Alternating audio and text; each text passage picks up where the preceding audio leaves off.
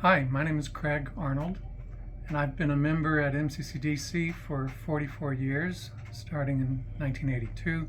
Actually, I had been attending for 3 years before I joined, so I'd say from 1979. But even still, MCCDC is not the first MCC that I've attended. Back in 1979, I was a sophomore at University of Maryland. I had just come out of the closet that spring, and that summer I flew to Houston to stay with my parents for the summer. In June, of course, being Gay Pride Month, I noticed an ad for a panel discussion at the community center, so I went to that, and one of the speakers was, he spoke on the deaf gay community, and though he was not deaf himself, he was the sign language interpreter for MCC of the Resurrection in Houston, Texas. And we started dating, and he took me to church there.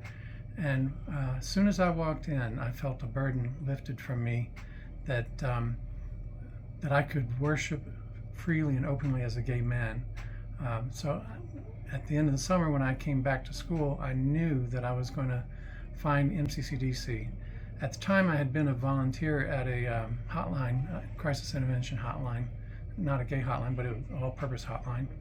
And one of the volunteers was an older gay man named Bob Freitag, and I knew that he went to church.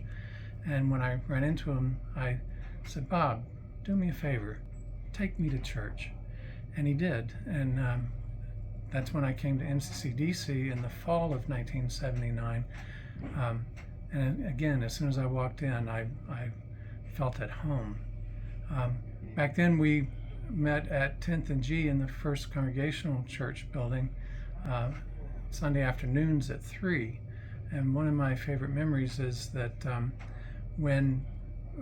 after we bought the property at 415 M Street, we decided to make a big deal out of moving from 10th and G to 415 M Street.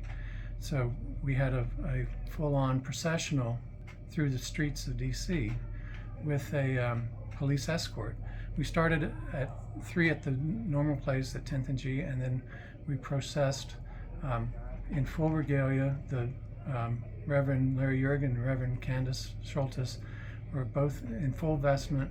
I was a deacon at the time, and they had asked me to hold the cross and lead the way, and of course I was in a robe.